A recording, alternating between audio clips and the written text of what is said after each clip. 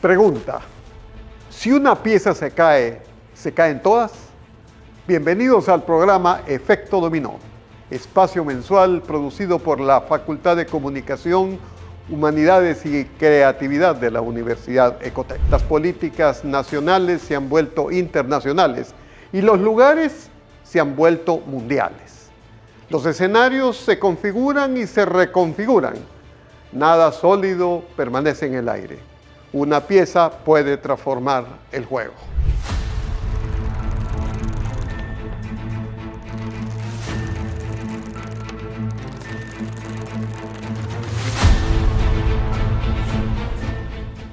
¿Qué ha pasado con Venezuela?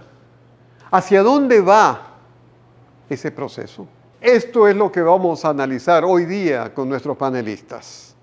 ¿Cómo logramos que las democracias no se conviertan en dictaduras? ¿Y cómo conseguimos que la libertad no se destruya? La situación en Venezuela y su impacto en la región es el tema que analizaremos hoy. Con elecciones recientes envueltas en controversias y acusaciones de fraude, Venezuela no solo enfrenta una crisis política interna, sino que sus efectos también se extienden más allá de sus fronteras. Las Naciones Unidas y la Organización de Estados Americanos, OEA, entre otros organismos internacionales, han expresado su preocupación por la crisis y han instado al cese de la represión y al respeto de los derechos humanos, destacando la urgencia de restablecer la paz y la democracia. Junto a Ana Changuín, presidenta de Fundación Intelecta, consultora, ex secretaria de Educación Superior, ex viceministra de Gobernabilidad y gestora de proyectos. También nos acompaña Mario Cubi Santa Cruz, abogado político académico, catedrático, empresario, consultor y director ejecutivo de posgrado y desarrollo profesional de Ecotec. Y Vicente Andrés Tallano, magíster en Relaciones Internacionales por la Universidad de Bolonia, analista y director de Campus La Costa Ecotec. Analizaremos el efecto dominó de los desafíos que enfrentan la política y economía de Venezuela, las repercusiones de la crisis y las posibles medidas que deberían tomarse para mitigar estos efectos. Bienvenidos a este primer espacio que nos llena realmente de mucho orgullo y pues con ganas de saber qué opinan ustedes sobre lo que está pasando no solamente en el mundo, sino también a nivel local. Así que para arrancar quiero pues comentarles, y de hecho vamos a comenzar con Mario Cubi para que se vaya preparando, y pues la Organización de Estados Americanos aprobó una resolución que insta a Venezuela a publicar de manera expedita las actas de las recientes elecciones presidenciales y bajo este concepto vamos a preguntarte, ¿qué implicaciones tiene para el gobierno de Venezuela el cumplimiento de la resolución de la OEA? Gracias, Verónica. Siempre un gusto poder conversar. Qué gusto compartir panel con Anita y con Vicente Andrés. Quizás la primera parte que debo reconocer, y aquí Vicente quizás me critique por decirlo, pero yo suelo ser muy duro con los organismos internacionales y la realidad es que por lo menos en las últimas 2 décadas, desde lo último que fue Kosovo, en que se activó algo, al menos de Naciones Unidas, hemos visto una falta de acción real, o al menos una falta de efectividad de acción por parte de las organizaciones internacionales ante crisis tan graves como la venezolana, que tiene hoy ya a millones de ciudadanos fuera de su país, que no es que se han ido a hacer turismo, ni se han ido por voluntad de su tierra, sino en una crisis humanitaria sin precedentes, al menos en nuestro continente, en esa magnitud. Desde ahí me da gusto lo que ha hecho la OEA, encabezada por Luis Almagro. Creo que es una acción contundente. Me llamó mucho la atención y hay que resaltar que es quizás la primera ocasión en que inclusive los aliados de Maduro votaron para que la resolución salga, tal como salió exigiendo esa presentación de actas, quizás un poco tarde. Ya tenemos varias semanas, no varios días desde que se dio la elección y no tiene ningún sentido cuando además María Corina Machado, quien encabezaba el Comando 20 Venezuela, que apoyaba al presidente González, electo en Venezuela a pesar de la falta de reconocimiento por la cantidad de fraude cometido, que tiene ya cargado en un sistema que de paso para los que manejan la parte informática es fascinante lo que logró hacer, la velocidad en la que tomó las actas, en que las escaneó, en que las cargó y que le ha demostrado al mundo entero que fue González quien ganó y quien es el presidente legítimo de Venezuela. Hasta ahora el gobierno de Maduro, o el falso gobierno de Maduro que se sostiene nada más que por la fuerza, no ha logrado contrarrestar con un solo argumento más que capturar a aquellos que están en su contra. Hasta ahora no logra mostrar un acta porque saben que perdieron. Así que, contestando ya de manera concreta a tu pregunta, la realidad es que hoy el efecto que podría tener el no cumplir esa resolución es ser expulsado de la OEA, el no ser miembro. Sin embargo, lo peligroso de esto es que quienes más van a sufrir si Venezuela sale de la OEA definitivamente son los propios venezolanos, porque eso significa que no van a estar como Estado obligados al cumplimiento de los diferentes instrumentos como la Carta de Estados Americanos que la OEA obliga. Sí los puede afectar en compromisos internacionales, en acceso a crédito, pero son elementos que hoy a Venezuela no goza por su gobierno. Así que la realidad, por más que duela, es que esa carta es de una presión internacional fuerte, pero el efecto real es muy, muy poco en lo que puede provocar en un gobierno dictatorial que ha demostrado que está dispuesto a lo que sea para mantener el control del poder totalmente de manera antidemocrática. Bueno, muchísimas gracias. Efectivamente hemos escuchado en algunos medios de comunicación que también ya suena eso, de que si sigue así, muchos de los países están pensando en retirar las embajadas y obviamente los consulados de este país en sus países, ¿no? Suena un poco exagerado, pero un aislamiento similar a lo que se ve como Corea del Norte, ¿no? Y sería terrible llegar a algo así, primero por el riesgo que supone las actividades ilícitas que se dan en una especie de vacío. Tenemos ya denuncias internacionales de miembros de Hezbollah como grupo terrorista, de fuerzas irregulares de las FARC, de las ex-FARC, de las ELN, haciendo base en Venezuela y usándolo como un espacio para el narcotráfico por el Caribe. Entonces, el que se aísle no debería ser una opción desde la comunidad internacional, porque es fácil ver para el otro lado y hacerse loco, pero finalmente es un riesgo para el continente y es olvidarnos de la obligación que tenemos como firmantes, al menos los ecuatorianos, de la Declaración Universal de los Derechos Humanos, de proteger los derechos humanos de todos los seres humanos. Aunque parezca que están medio lejos, pues Venezuela para nosotros tampoco es tanto. No, para nada. Y algo que tú acabas de decir y que hay que resaltar, esa falta de acción real, hay que tomar acción en eso. Y para esto, pues, no es la primera vez que vemos este tipo de situaciones que registra crisis política en Venezuela. Y ha generado diversos pronunciamientos de organismos internacionales. Entonces, para esto, Ana Changuín, bienvenida nuevamente, gracias por estar aquí. Pues, ¿qué otras medidas tú consideras que se podrían tomar para que la situación del país cambie? Gracias, Verónica. También un saludo afectuoso para Vicente, para Mario. Es un gusto estar acá. Creo que la situación de Venezuela nos convoca y nos convoca a todos los países y a la comunidad internacional. Es momento de abandonar esa idea de que cada lugar tiene que hacerse cargo de su sistema democrático. No, la democracia es un asunto que nos interesa a todos y particularmente como región.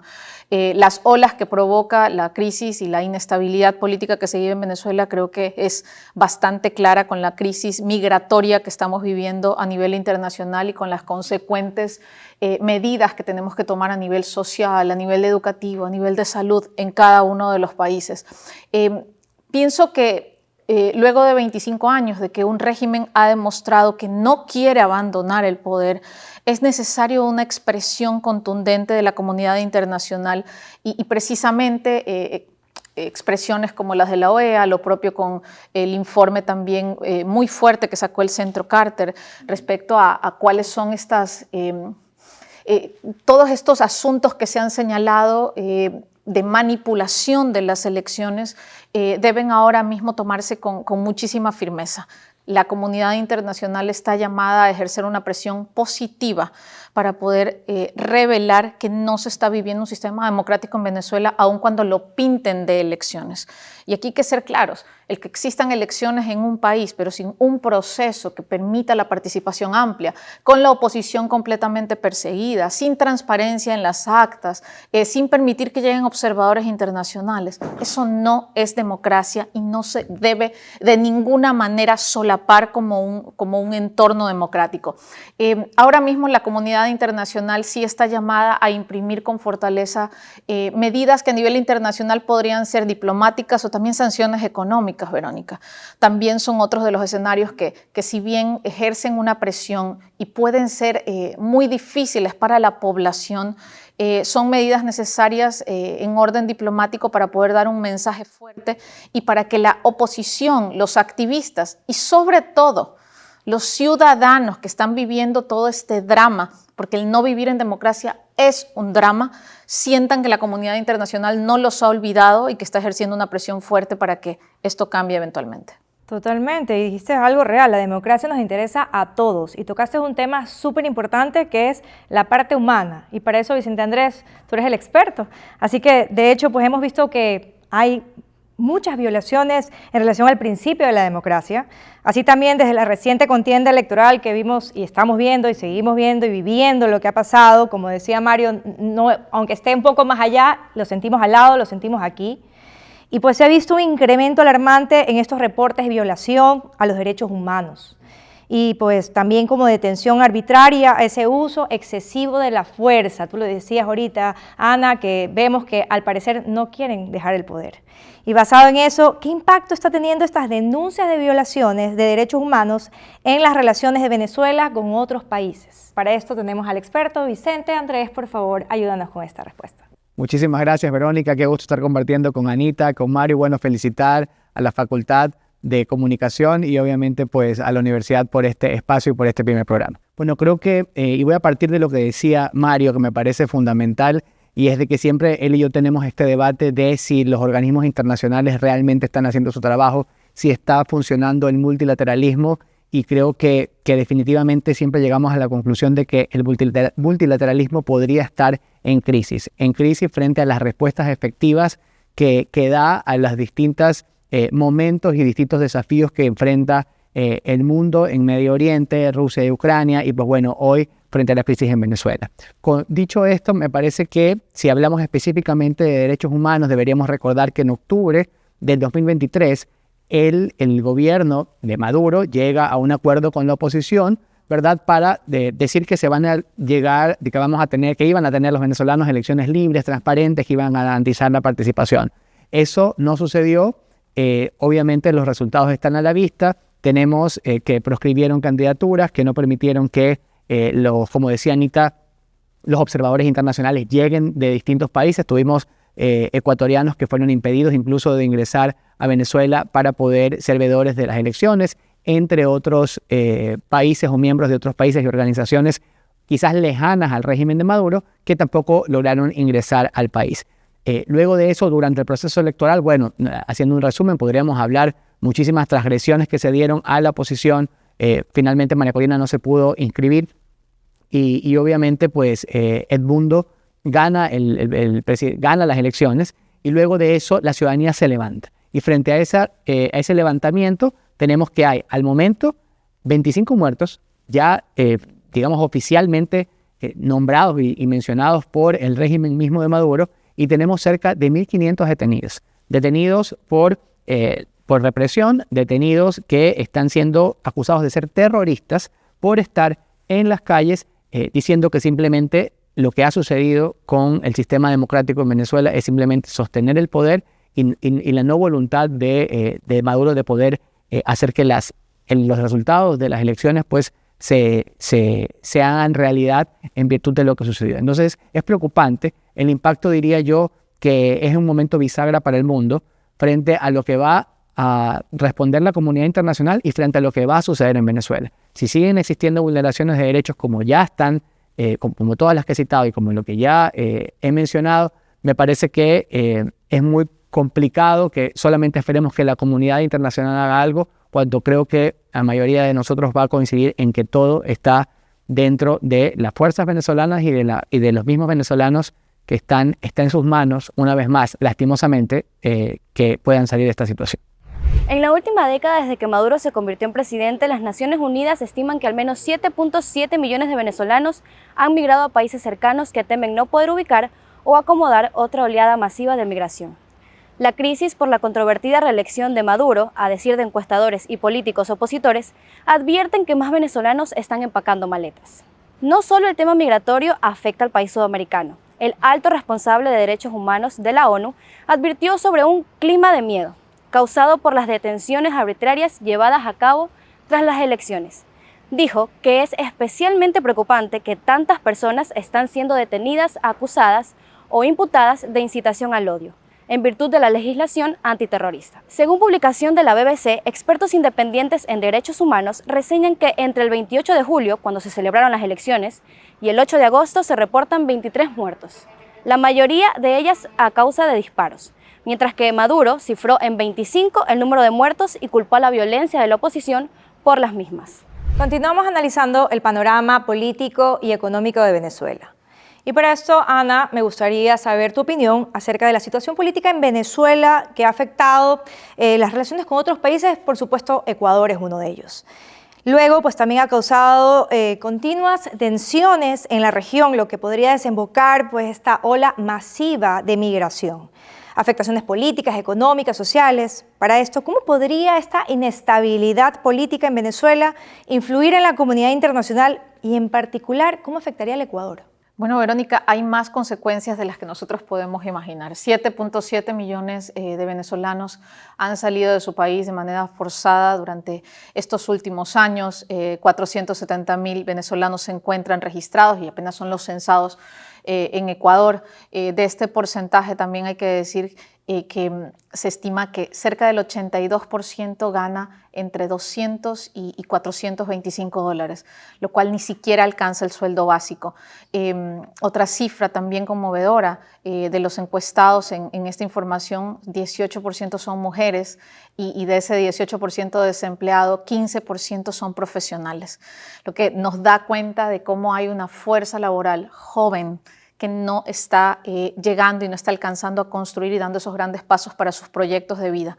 La población migrante en Ecuador es una población joven, también los datos registran que van de 18 a 34 años, lo que nos dice que están en pleno momento de fuerza laboral.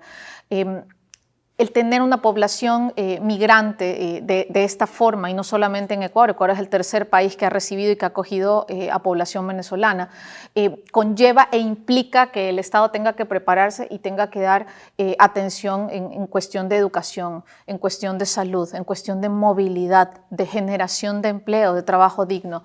Si bien el Estado ecuatoriano ha recibido, sí, algo de apoyo internacional para poder atender tanto de sociedad civil, ONGs e instancias que sí buscan contribuir un poco para poder paliar los efectos de una migración que no se esperaba en esa magnitud. Creo que es necesario ahora mismo reforzar la ayuda que se está dando a nivel internacional y, por supuesto, cada uno de los países replantear sus políticas públicas para que la población migrante también sea considerada y atendida dentro de todo este diseño que se hace de planificación nacional. A nivel regional, la estrategia no puede ser otra que trabajar de manera coordinada, cohesionada para continuar en esa presión positiva a la que me refería en el primer bloque, que es el abrazar y proteger, por ejemplo, a la resistencia venezolana que ahora mismo está dando lucha, proteger y abrazar también a los políticos que están siendo perseguidos en este momento, no desmayar en intentar realizar observación y generar espacios de diálogo. Yo también quiero decir esto, cuando hablo de posiciones firmes, contundentes, claro que también me refiero al diálogo. Claro que me refiero a instalar mesas de trabajo en donde se pueda trabajar en una transición ordenada hacia la paz y el orden público. De eso se trata y creo que los pronunciamientos y las hojas de ruta que tenemos en los informes internacionales dan pistas de eso. Los ciudadanos no podemos abandonar el sentimiento de acoger a una población que la está pasando muy mal y que realmente tiene la ilusión de que este sea el momento de recambio para su país. Muchas gracias, Ana. Definitivamente las cifras que compartes, las situaciones que vemos, los escenarios que estamos viviendo es algo impresionante. Esa migración que no se esperaba. Interesante lo que dices y efectivamente pues invita a los países y especialmente a nosotros también en Ecuador con gran número de venezolanos que tenemos aquí presentes con nosotros, de ver esas políticas públicas nacionales donde tiene que integrar hoy Venezuela y mañana quizás otro país. Y basado en eso, justo quedándome con el dato que decías, en junio de 2024 más de 7 millones de venezolanos vivían fuera de su país. La crisis política y económica en este país ha causado una masiva migración, como lo hemos venido hablando durante este programa. Así también hacia otros países de América Latina, Caribe y demás. Para esto, nuevamente con Vicente Andrés, quisiéramos saber tu opinión. ¿Cómo podrían estos países de América Latina y el Caribe mejorar esas políticas, como lo mencionaba justo Ana, para acoger a los migrantes y refugiados venezolanos? ¿Qué pregunta? Yo creo que la migración es uno de los fenómenos que viene marcando los grandes desafíos internacionales desde hace los últimos 20 años, diría yo. Yo creo que nos van a acompañar de aquí al 2050.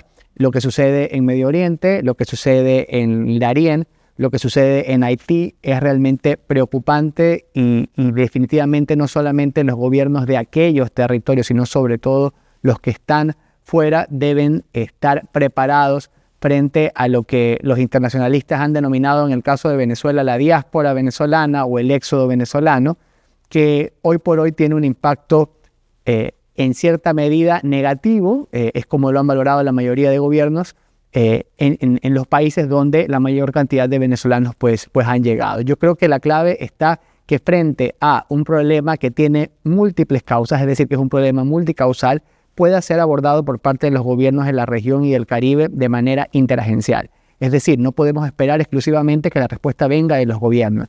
Hay que hacer un trabajo articulado desde la sociedad civil, desde la academia, desde los organismos internacionales, para que junto al gobierno, para que junto a la población migrante en cada uno de estos países se pueda encontrar una salida. La situación de nuestros países hoy es compleja. El Ecuador, por ejemplo, hoy tenemos cerca de 4.9 millones de personas que están en pobreza.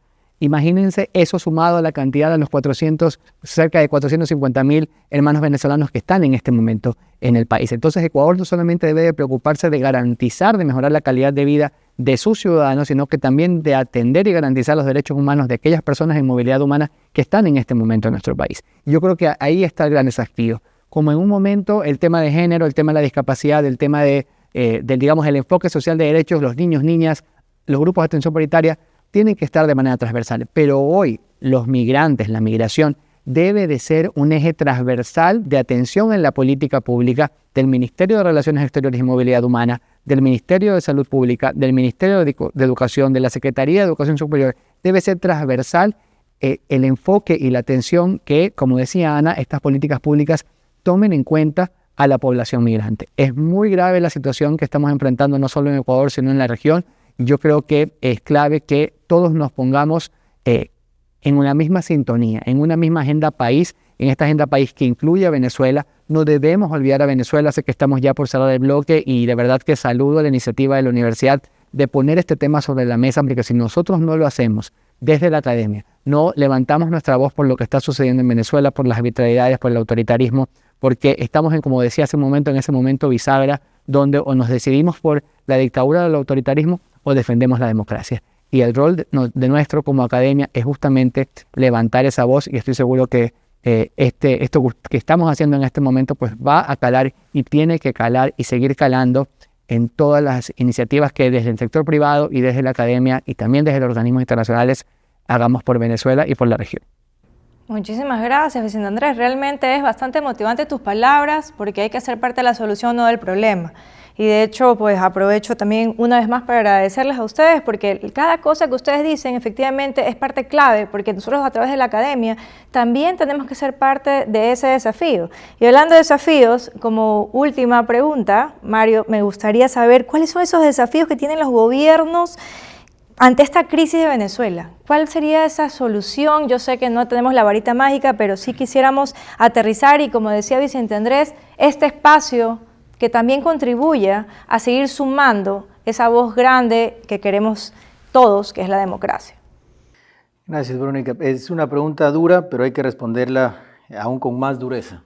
La doctora Changuín decía en el primer bloque que hay que pensar en sanciones económicas y diplomáticas, y en efecto hay que hacerlo, pero que hay un punto importantísimo, y es que las sanciones económicas tienen que dejar de ser al Estado. Es una tontería el imponer sanciones económicas a un Estado, porque solamente se afecta a empresarios, a trabajadores y a los propios ciudadanos, en este caso venezolanos, que resultan pagando más por los mismos productos o no teniendo acceso a ciertos productos. Lo que hay que hacer es sancionar a los sátrapas, a los delincuentes y a los aprendices de dictadores que pretenden tomarse un país por la fuerza. Es a ellos a quienes tienen que congelarles las cuentas en Estados Unidos, en Suiza, en Islas Caimanes, en todos los lugares donde hoy la tecnología permite saber dónde la tienen escondida. Es a ellos y a sus familias directamente a quienes tienen que atacar las sanciones internacionales para acercarlos, atraparlos al punto de decirles o se largan o se van a quedar sin un centavo, además de ir a la Corte Penal Internacional, que es la siguiente acción. Entrar a organismos internacionales que tengan una reacción real, como la Corte Penal Internacional. Hay unos primeros pasos que ya se han dado, tanto con el dictador Maduro como con sus socios. Sé que, por ejemplo, a Zapatero de España, por todo lo que ha hecho a favor de Maduro, también lo ya han denunciado en la Corte Penal Internacional. Finalmente, el doctor Tayano decía en el primer bloque que el multilateralismo está en riesgo, y yo coincido, porque la realidad es que si como comunidad internacional permitimos que un tipo con unos cuantos personas con ametralladoras se toman un Estado, a pesar de un fraude claro que ha sido demostrado con pruebas, entonces simplemente no sirve para nada la comunidad internacional, así de claro lo digo. Lo triste, y perdonen si lo hago un poco básico, pero creo que es importante que la gente lo entienda con claridad. Se supone que las Naciones Unidas se crearon para garantizar la paz y los derechos humanos. La fuerza de Naciones Unidas se ejecuta a través de cascos azules que pueden activar a través del Consejo de Seguridad de Naciones Unidas. El problema es que ese consejo nació muerto, porque tiene 5 miembros permanentes con derecho a veto, que son Estados Unidos, Francia, Reino Unido, China y Rusia. Y si ustedes se ponen a pensar los intereses cruzados y aliados cruzados que tienen estos 5, nunca se logrará activar con suficiente fuerza en estados conflictivos como Venezuela. Cascos Azules lo que podría o debería hacer, si esto funcionaría como corresponde, es enviar una fuerza, que es una fuerza militar con representantes de varios estados miembros de Naciones Unidas, no para hacer una guerra, cuidado se confunde lo que estoy tratando de decir, sino que entran militares de fuerza internacional para garantizar un proceso. En este caso tendrían que entrar y exigirle al gobierno de Maduro, al Consejo Electoral venezolano, que muestre las actas. Y si no ha ganado, que salga como corresponde, que haya una transición democrática y pacífica, es decir, proteger a los ciudadanos de un gobierno abusivo y garantizar que se cumpla la norma constitucional y legal. Si no hacemos eso y permitimos en nuestro continente que un dictador, simplemente por manejar fuerza, y un mensaje importante para todos los países del mundo, cuidado con menospreciar lo que significa una fuerza paramilitar como los colectivos que tiene Maduro, que ya en otros países se trató de hacer y que no responden a un órgano policial o militar claro, sino que responden a una fuerza civil, con un discurso que era medio vendedor entre los partidos, sobre todo fans del Foro de Sao Paulo, que en Venezuela ya se ve, en lugar de respetar el orden constitucional, sirven para perpetuar un dictador. Totalmente. Bueno, muchísimas gracias en realidad por la intervención de cada uno de ustedes. Me quedo con acciones reales. Democracia nos interesa a todos y la unión de todos los países hacemos la diferencia y alzamos la voz de lo que necesitamos. Muchísimas gracias por acompañarnos el día de hoy en este primer programa que esperamos pues que se vengan muchos más y seguir aprendiendo con ustedes, con los expertos y para esta comunidad maravillosa que queremos saber qué pasa en el Ecuador y en el mundo. La crisis política y económica en Venezuela sigue dejando una huella indeleble tanto a nivel nacional como regional. Las recientes elecciones han incrementado estas tensiones y ponen a prueba la capacidad de los países vecinos para manejar un flujo migratorio que no muestra signos de disminución. Ante esto, es imperativo que la comunidad internacional y los gobiernos regionales encuentren soluciones colaborativas y sostenibles para abordar esta situación que afecta a millones de vidas.